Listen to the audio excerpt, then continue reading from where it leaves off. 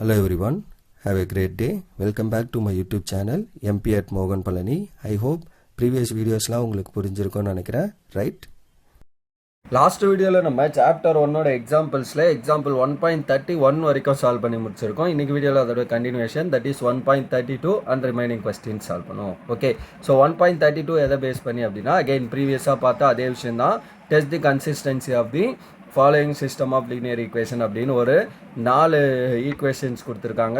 And in case அது நம்மளுக்கு கன்சிஸ்டண்ட்டாக இருந்தால் சால்வ் பண்ணணும், அதுதான் ப்ரொசீஜர். Okay, solution. அப்போ தி நம்பர் ஆஃப் அன்னோன்ஸ் என்ன? அன்னோன்ஸ்னால் எத்தனை வேரியபிள்ஸ் இருக்குது? ஸோ XYZன்னு 3 வேரியபிள் தான் இருக்குது. ஈக்குவேஷன் 4 இருக்கலாம், 5, what ever it is.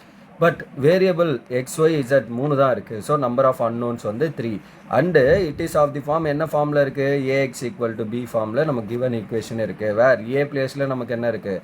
1 - 1 and 1. So 2 - 1 and 1, 3 - 1 and 1. Again 4 - 1 and 2. இதுதான் நம்மளோட கிவன் ஈக்குவேஷன்லேருந்து நம்ம ஸ்ப்ளிட் பண்ணுறது. 1 - 1 1, 2 - 1 1, 3 - 1 1, 1, that is 4 - 1 2. ஸோ அதுதான் இங்கே ஃபார்ம். அடுத்து நம்மளோட வேரியபிள் என்ன?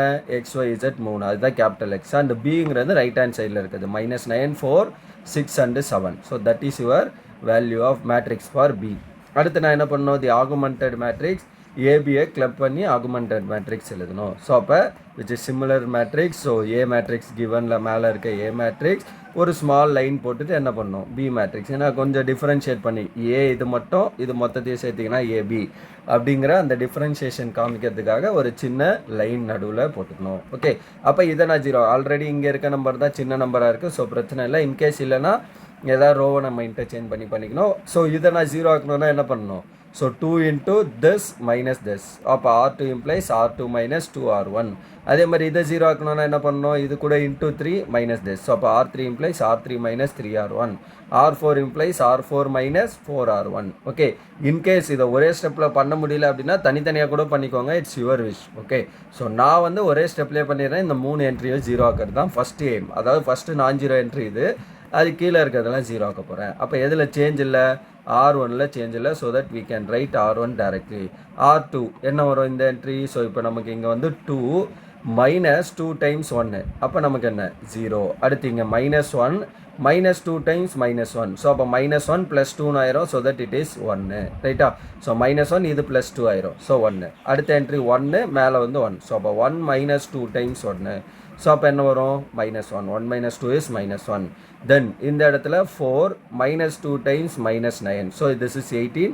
ஸோ அப்போ ஆன்சர் என்ன வந்துடும்? 20. 0 1 -1 and 22. So that is the answer for R2. Similarly R3க்கு என்ன பண்ணுவீங்க? சேம் வித் 3, அவ்வளோதான். ஸோ அப்போ அதே மாதிரி இப்போ நீங்கள் இதை சைடில் கூட எழுதிட்டு பண்ணிக்கலாம், தப்பு இல்லை. ஓகே, ஸோ நான் டேரெக்டாக போட்டிருக்கு, சைடில் எழுதிட்டு பண்ணுறது பெஸ்ட்டு, தப்பு இல்லாமல் இருக்கும். ஸோ அப்போ இது என்ன ஆகும்? 3 - 3 times R1 is 1. ஸோ அப்போ 3 - 3 0. அடுத்து என்ன? -1 இந்த என்ட்ரி. ஸோ -1 - 3 times மேலே -1. ஸோ -1 + 3 ஆகிடும். So that it is 2. அடுத்த entry 1. So 1 - 3 times 1. So 1 - 3 is -2. அடுத்த லாஸ்ட் என்ட்ரி என்ன? 6 - 3 times -9. ஸோ 6 + 27 என்ன ஆகும்? 33. So that is this last entry. அப்போ 0 2 -2 and 33. சிமிலர்லி ஃபோர்த் ரோவும் சேம் ப்ராசஸ். R4 - 4 times. அப்போ 4 - 4 0. -1 + 4 it is 3. 2 - 4 so that -2. 7 + 36. So you will get 43. So அது எல்லாத்தையும் add பண்ணிங்கன்னா வில் கெட் திஸ் ஒன். அடுத்து என்ன பண்ணோம்? செகண்ட் நான் 0 என்ட்ரி இங்கே. அப்போ இது 2 0 ஆக்கணும்னா வித் ஹெல்ப் ஆஃப் R2. அப்போ இன்ட்டு 2R2 இது கூட சப்ராக்ட் பண்ணலாம். 3R2 இது கூட சப்ராக்ட் பண்ணலாம். இதுதான் அடுத்து. அப்போ R3 implies R3 - 2R2. R4 implies R4 - 3R2. முடிஞ்சது. அப்போ எதில் சேஞ்ச் இல்லை? R1ல there is no change, as well as R2லேயும் there is no change. R3ல தான் சேஞ்ச். அப்போ 0 - 0 0. 2 - 2 it becomes 0. அடுத்து -2 minus into minus +2. So that is also 0. 33 - 2 times 22 is 44. So 33 - 44 பண்ணுறப்ப you will get -11. Okay, அடுத்து 0 - 0 is 0. So 3 - 3. So it becomes 0. அடுத்து -2 minus of -3 becomes +3. So அப்போ -2 + 3 is 1. 43 minus 3 times this is 66. அப்போ என்ன ஆகும் minus 23 remaining. Okay, so அவ்வளோதான். இதுதான் நம்மளுக்கு இதில் இருந்து வர ஆன்சர். சப்ராக்ட் பண்ணிங்கன்னா அடுத்து என்ன பண்ண போகிறேன், எனக்கு இங்கே நான் 0 என்று கீழே இருக்க 0 ஆகணும். பட் இதை எதுவும் பண்ண முடியாது. அப்போ என்ன பண்ணலாம், இது மேலே அது கீழே இன்டர்சேஞ்ச் பண்ணிக்கிறேன், வேறு ஒன்றும் இல்லை. பண்ணிங்கன்னா ப்ராப்ளம் வரும். ஸோ அப்போ R3 if and only if R4. Okay, so அப்போ இந்த மாதிரி வரும். R1 அப்படியே இருக்குது, R2 அப்படியே இருக்குது, R3யும் R4யும் இன்டர்சேஞ்ச் பண்ணிக்கிறோம். R4 வந்து R3 பிளேஸ்க்கு வந்துடுச்சு, R4 பிளேஸ்க்கு R3 வந்துடுச்சு. இப்போ பாருங்கள், ரேங்க் ஆஃப் ஏபிங்கிறப்ப இந்த மொத்த combination. Since rank of AB is what, number 4. So ஏன்னா மொத்தமாக 4 நான்-0 இருக்குது, ஏபியோட சேர்க்குறப்ப இந்த லாஸ்ட் ஒன்றும் என்ட்ரி இருக்கிறதுனால it is 4. Rank of AB is 4. What about rank of ஏங்கிறது இது மட்டும், லாஸ்ட் ரோ ஃபுல்லாகவே இல்லை. அப்போ ரேங்க் ஆஃப் ஏ இஸ் 3.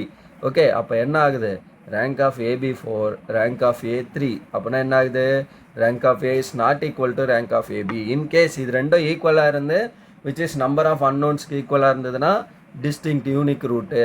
இது ரெண்டும் ஈக்குவலாக இருந்து நம்பர் ஆஃப் அன்னோனை விட கம்மியாக இருந்துச்சுன்னா இன்ஃபினைட்லி மெனி. பட் இது ரெண்டுமே ஈக்குவலாக இல்லாததுனால நம்ம என்ன கன்க்ளூட் பண்ணிடலாம், from the above echelon form we write the equivalent system of equation. So இங்கே நம்ம சொல்லிடலாம் it is not consistent. Okay, but equivalent system of equation எழுதுனா என்ன வரும்னு பாருங்களேன். So 1 into x minus y plus z equal to minus 9. அடுத்து y minus z equal to 22. And இது வந்து என்ன, z equal to minus 23. And லாஸ்ட்டாக பாருங்கள் 0 equal to minus 11. 4 ஈக்குவேஷன் வரும்.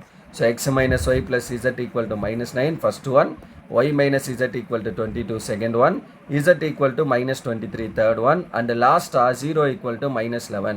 ஸோ ஏதாவது கேஸில் 0வும் minus 11வும் ஈக்குவலாக இருக்க முடியுமா, it is not possible at all. அப்போ நம்ம என்ன சொல்லிடலாம், 0 is not equal to minus 11. அப்போ இந்த ஈக்குவேஷன் 4 வந்து நம்மளுக்கு என்ன, not possible. Since 4 is a கான்ட்ராடிக்ஷன்னா டெஃபினட்டாக அது வரதுக்கான பாசிபிலிட்டியே இல்லை. 0 எப்போவுமே வந்து minus 11 இருக்க போகிறது கிடையாது. இது ஒரு நம்பர், இது இட்ஸ் எ கான்ஸ்டன்ட் 0, ரைட். இது ஒரு நம்பர் 0. ரெண்டு நம்பர்ஸ் வந்து ஈக்குவல் அப்படின்னா சேம் நம்பராக இருந்தால் தான் ஈக்குவல்.